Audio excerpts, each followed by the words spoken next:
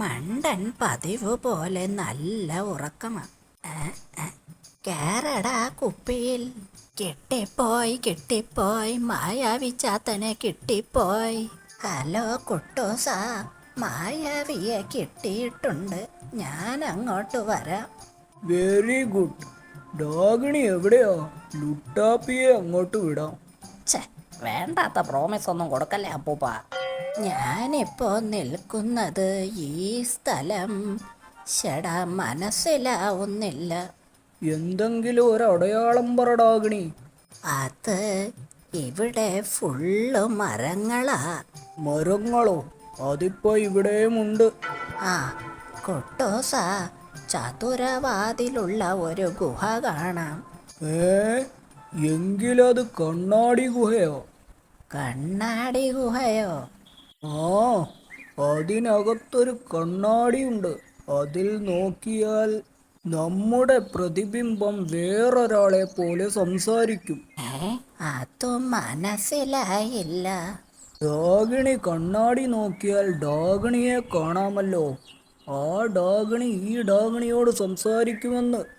ഓ, confusion. ഏതായാലും ഒന്ന് ചെന്ന് നോക്കട്ടെ. സൂക്ഷിക്കണം. അത്യാവശ്യം കയ്യും തലയുമൊക്കെ പുറത്തേക്കു നീട്ടാൻ പ്രതിബിംബത്തിന് പറ്റും. എൻ്റെ തന്നെ പ്രതിബിംബമല്ലേ, പിന്നെന്ത് സൂക്ഷിക്കാൻ. ആ, ഇതോ തന്നെ കണ്ണാടി. നമസ്കാരം. ശരിയാണല്ലോ, പ്രതിബിംബം മിണ്ടുന്നു. പ്രതിബിംബമോ?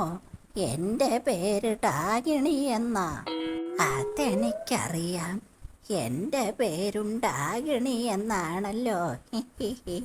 ഇപ്പോഴാ ശ്രദ്ധിച്ചത്, മുഖത്തെ ചുളിവൊക്കെ കൂടിയല്ലോ. ചുളിവോ? നിന്റെ മുഖത്താ ചുളിവ്? അതെ, അതുകൊണ്ടാണല്ലോ നിന്റെ മുഖവും ചുളിഞ്ഞത്. എൻ്റെ മുഖം ചുളിഞ്ഞെന്ന് പറയാൻ നീ ആരടി? അതോ ശരി, അപ്പോ അങ്ങനെയായോ? എന്നെ കളിയാക്കിയാൽ അടിച്ചു നിന്റെ ഷേപ്പ് ഞാൻ മാറ്റും. ആഹാ, എങ്കിൽ അതൊന്നു കാണണമല്ലോ. കാണിക്കാമെടി, കാണിക്കാം. അമ്മേ, ഇതുകൂടി പിടിച്ചോ. അയ്യോ! കണ്ണാടിയിലെ ഡാഗിണി കുപ്പി പൊട്ടിച്ചതോടെ കണ്ണാടിയിലെ മായാവിയും രക്ഷപ്പെട്ടു. അയ്യോ അമ്മേ, എൻ്റെ തല. ഈ ഡാഗിണിയോട് കളിച്ചാൽ ഇങ്ങനെ ഇരിക്കും. ഈ കുപ്പി തുറക്കാം. അമ്മേ, ഒടുക്കത്തെ അടിയാ കിട്ടിയത്. മായാവി രക്ഷപ്പെട്ടോളൂ. Thank you. മായാവിയെ രക്ഷിച്ചു.